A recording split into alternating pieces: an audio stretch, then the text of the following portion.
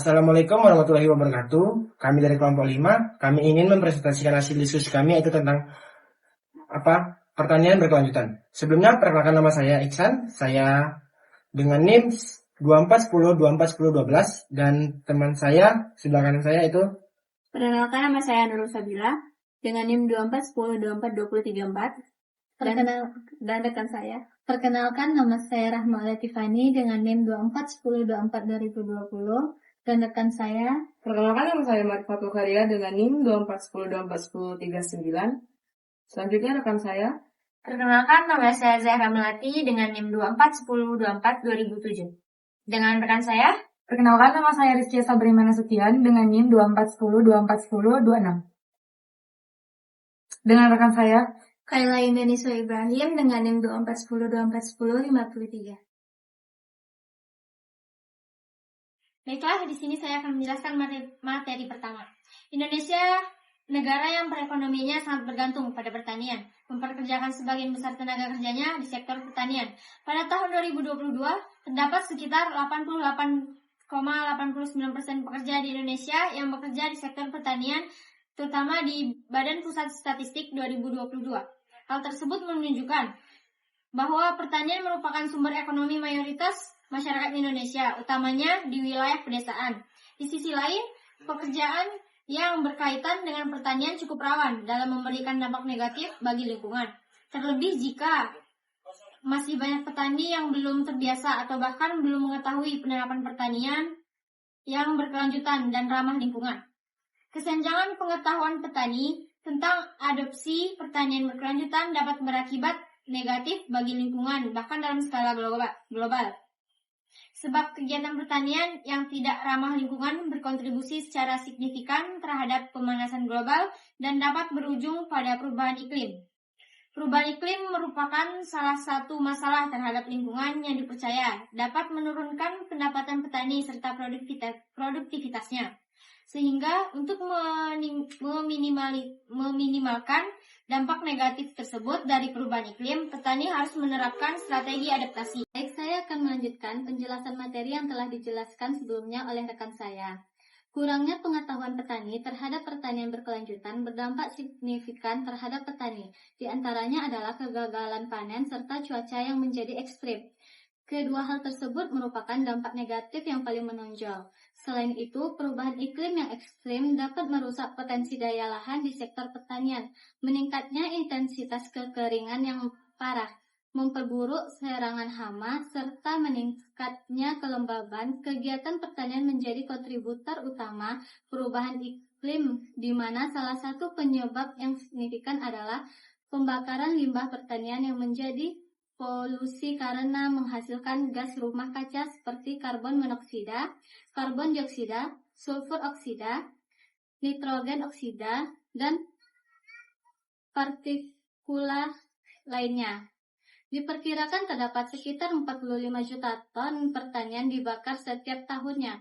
Tidak hanya pembakaran tersebut menghasilkan gas emisi rumah kaca terhadap pemanasan global dan perubahan iklim, tetapi juga terdapat dampak buruk bagi kesehatan manusia dan kondisi lingkungan setempat karena zat yang berbahaya. Selain itu, limbah peternakan juga menjadi salah satu kontribusi terhadap perubahan iklim, di mana banyak peternak yang tidak mengolah lebih lanjut kotoran dari ternaknya, khususnya pada sapi perah yang menghasilkan gas metana atau CH4. Menurut Asmara et al. Tahun 2019,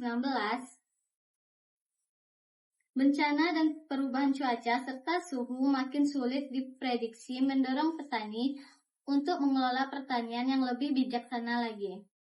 Baik, di sini saya akan melanjutkan, yaitu pengelolaan pertanian yang tidak berkelanjutan, yaitu dengan praktis pengelolaan pertanian yang tidak efektif, yang berdampak pada pemasaran global. Upaya yang dapat dilakukan untuk mengurangi dampak perubahan iklim, di antara lain yaitu harus memastikan bahwa petani memiliki akses informasi tentang penggunaan inovasi serta proses budidaya ramah lingkungan seperti pengendalian hama, pengelolaan lahan yang tepat, serta penggunaan pupuk organik. Terjadinya perubahan iklim yang ekstrim dapat menyebabkan sektor pertanian kehilangan produksi karena bencana kekeringan dan banjir yang silih berganti. Ini Ini bergarisbawahi pentingnya peningkatan pengetahuan, kesadaran, serta perubahan transformasi dalam praktik pertanian berkelanjutan secara ekologis. Di antaranya, budidaya menggunakan pupuk organik yaitu dengan mengelola fase ternak menjadi pupuk organik. Menggunakan pupuk organik dalam penerapannya rotasi tanaman untuk melindungi nutrisi tanah yang penting mengurangi erosi, serta memulai upaya reboisasi untuk memperkuat integritas tanah lapisan atas dengan menanam pohon sebagai pelindung tanaman erosi, mengurangi penggunaan pupuk kimia, pengurangan pengelolaan tanah yang berlebihan yang ditandai dengan pembajakan lahan yang kuat untuk mencegah erosi tanah, dan untuk mengoptimalkan hasil produksi sekaligus menjaga kesuburan tanah. Oke, saya akan melanjutkan materi dari rekan saya yang tadi. Kabupaten Bono Bolango merupakan bagian dari Provinsi Gorontalo yang sebagian wilayahnya merupakan pedesaan. Perekonomian di Bono Bolango sangat bertumbuh pada sektor pertanian. Sektor pertanian tersebut menyerap 22,47% tenaga kerja berdasarkan Badan Pusat Statistik 2022. Kecamatan Suwawa Selatan merupakan salah satu bagian dari Kabupaten Bono Bolango yang memiliki total luas area 242,57% km persegi, yang merupakan daerah berbasis pertanian. Terdapat tanaman sayuran semusim dan juga tanam pangan, di antaranya cabai rawit, bawang putih, serta jagung. Pertanian yang paling dominan adalah tanaman jagung. Namun sekian banyak petani jagung yang ada di Kecamatan Suwawa Selatan, masih cukup banyak yang belum paham tentang penerapan sistem pertanian berkelanjutan. Adopsi praktik pertanian berkelanjutan dapat ditingkatkan melalui peningkatan pengetahuan petani juga mengenai pentingnya menerapkan praktik pertanian berkelanjutan. Peningkatan pengetahuan ini diperoleh salah satunya melalui partisipasi petani dalam program penyuluhan pertanian. Baiklah, saya akan melanjutkan materi dari rekan saya, yaitu penyuluhan pertanian mencakup penyebaran informasi dan edukasi melalui pendidikan dan formal kepada petani, yang bertujuan untuk menjelaskan pentingnya pengolahan pertanian yang bijaksana dan ramah lingkungan. Kegiatan penyuluhan pertanian harus dijalankan secara efektif agar bertujuan dari penyuluhan dapat dicapai serta mampu diadopsi oleh petani. Keberhasilan dari pelaksanaan kegiatan penyuluhan bukan hanya melalui dukungan dari penyuluhan, yaitu dalam menyusun perencanaan kerja dan melaksanakan penyuluhan dengan fokus pada perolehan pengetahuan dan penerapan praktis pertanian berkelanjutan oleh petani. Namun juga beberapa relevan penyuluhan tersebut dengan kebutuhan pengetahuan petani. Dalam hal ini adalah mengetahui adopsi pertanian berkelanjutan. Penyuluhan pertanian perlu mengidentifikasi kebutuhan materi penyuluhan oleh petani jagung. Salah satunya melalui identifikasi terhadap pengetahuan petani saat ini mengenai pertanian berkelanjutan, sehingga jalannya penyuluhan dapat benar-benar tepat sasaran. Penyuluhan pertanian memerlukan beberapa kunci yang dapat mewujudkan program dengan lancar, efektif, serta partisipatif. Oleh karena itu, berdasarkan latar belakang tersebut, tujuan dari penelitian ini adalah untuk mengidentifikasi tingkat pengetahuan petani tentang praktik pertanian berkelanjutan, mengidentifikasi karakteristik petani yang relevan dengan pengetahuan pertanian berkelanjutan. Baik, di sini saya akan melanjutkan materi yang telah disampaikan oleh rekan saya tadi. Penelitian ini dilakukan di Desa Bonedan, Kecamatan Suwawa Selatan, yang terletak di Kabupaten Bone Bolango di Provinsi Gorontalo. Pemilihan wilayah ini berdasarkan penilaian terhadap tantangan yang ada di Kecamatan Suwawa Selatan yang mayoritas penduduknya bertani jagung. Konsekuensi ekologis yang merugikan yang timbul dari praktek-praktek pertanian yang tidak berkelanjutan dan merusak lingkungan yang banyak dipraktikkan oleh petani jagung telah diidentifikasi sebagai faktor yang berkontribusi signifikan terhadap degradasi lingkungan. Mengingat kerentanan lokasi desa dan kecamatan terhadap bencana lingkungan yang berulang, maka penelitian ini penting untuk dilakukan. Penelitian ini merupakan penelitian eksploratif yang dilakukan terhadap populasi petani jagung di Desa Boneda melalui pengamatan terhadap sampel responden yang berjumlah 60 petani jagung yang berada di Desa Boneda, Kecamatan Suwawa Selatan.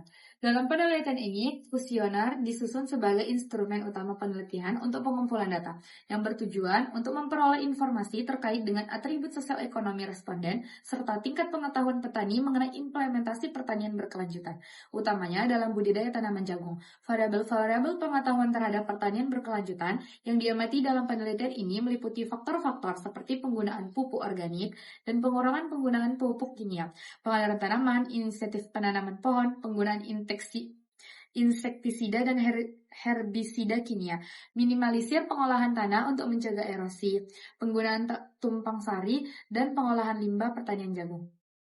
Baik, di sini saya akan menyampaikan materi yang telah disampaikan oleh teman saya.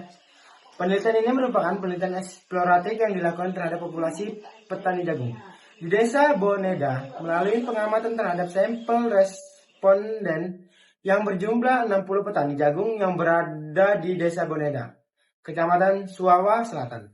Dalam penelitian ini, kuesioner disusun sebagai instrumen utama penelitian untuk pengumpulan data yang bertujuan untuk memperoleh informasi terkait dengan atribut sosial ekonomi responden serta tingkat pengetahuan petani mengetahui implementasi pertanian berkelanjutan, utamanya dalam budidaya tanaman jagung. Variabel-variabel pengetahuan terhadap pertanian berkelanjutan yang diamati dalam penelitian ini meliputi faktor-faktor seperti penggunaan pupuk organik dan penggunaan pupuk kimia, penggiliran tanaman, inisiatif penanaman pohon, penggunaan insektisida dan herbisida kimia, minimalisir pengelolaan tanah untuk mencegah erosi, penggunaan tumpang sari, dan pengelolaan limbah pertanian jagung.